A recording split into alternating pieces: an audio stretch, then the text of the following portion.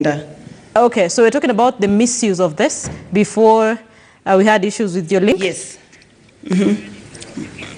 Yes, so we were saying that the Ministry of Health really is mandated to regulate all healthcare professionals in the country, and there are laws and guidelines as to who can practice and who cannot practice. So if properly enforced, then there should be really minimal risk of these guidelines being misused, and even when they are misused, then those people should be held and be charged according to the laws of the land. Okay. So, Mercy, finally, before I let you go, someone would sit down and ask, but why is safe abortion a right at the end of the day?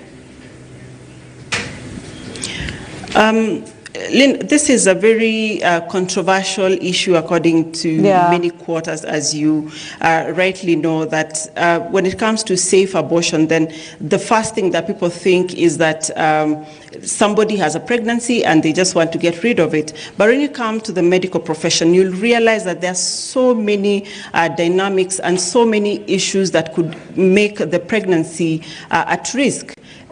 A woman, for example, is carrying on along with her pregnancy well, and then she develops high blood pressure, as we talked about, and that becomes a risky pregnancy, and it reaches a point where her life now is at risk.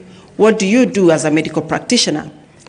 Do you save the life of the mother, or do you, try and continue with this pregnancy? So it provides really a catch-22 situation for most of the healthcare providers. That's why guidelines are put in place. And these guidelines not only just ensure that the medical practitioners or the healthcare providers can provide you, the patient, with the highest attainable standards of health, but it also gives you that right, that human right as a patient to choose what will work for you, so that you have a discussion. But in the absence of space for safe abortion, that's why you get many things going wrong. That's why unsafe abortion still ranks high among the five top causes of maternal deaths in the country. So it puts healthcare providers and many of the stakeholders really in a catch-22 situation, where you want to reduce maternal deaths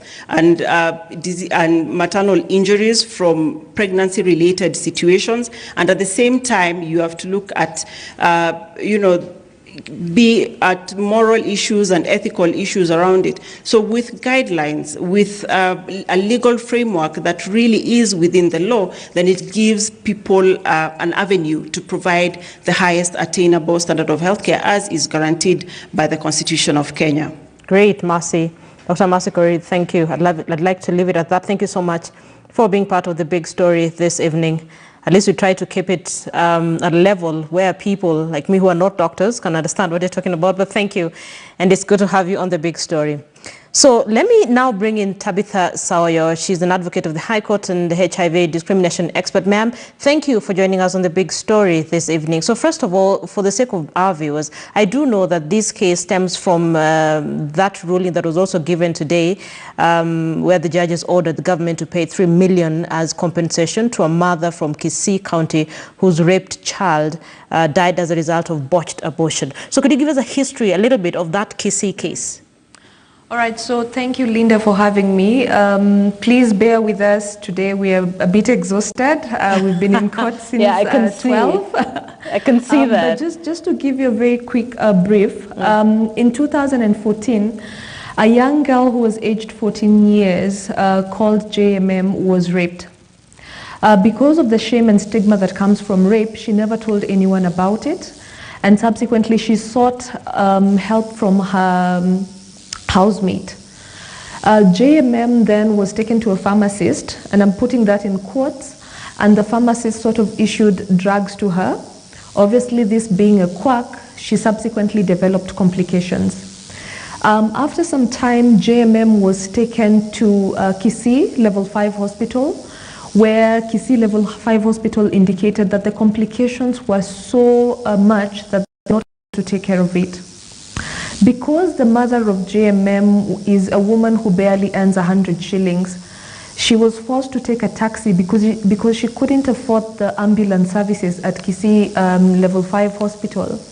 And she took her child to Tenwek. At Tenwek, The circumstances were the same. This child was in an ICU at the age of 14, having been raped.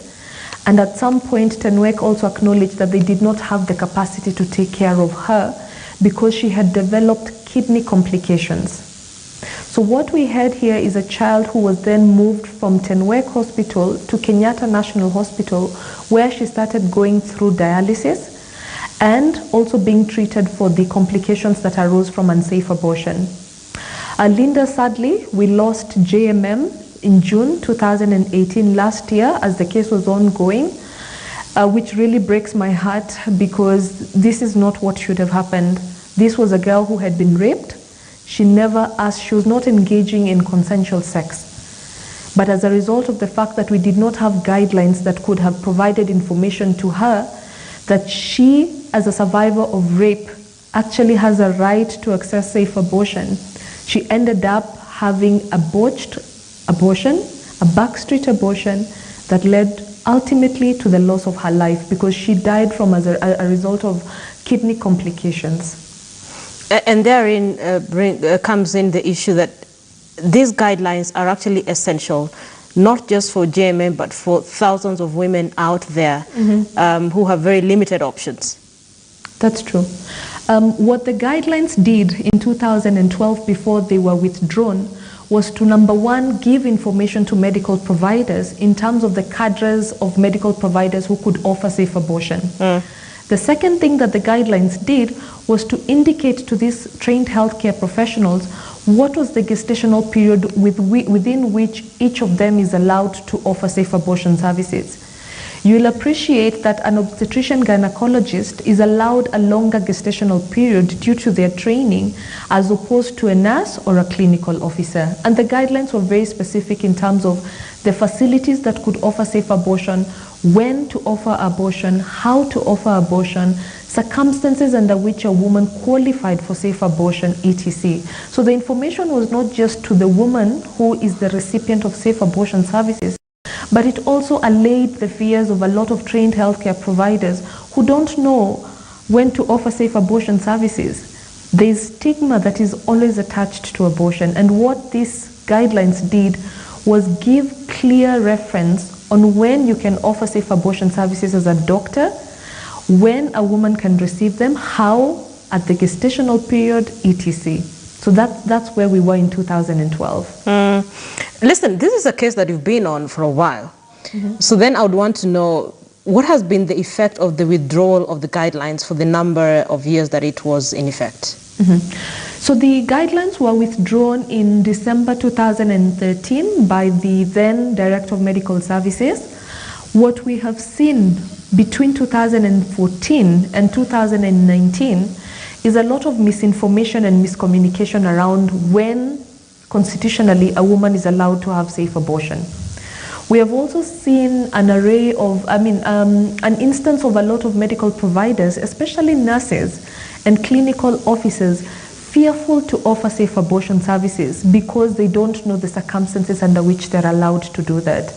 One of our partners in many of these cases, Reproductive Health Network, has in fact stated on several occasions that nurses and clinical providers have been afraid to offer safe abortion services because of the fact that they're just not sure how to handle it. We've also seen Ministry of Health who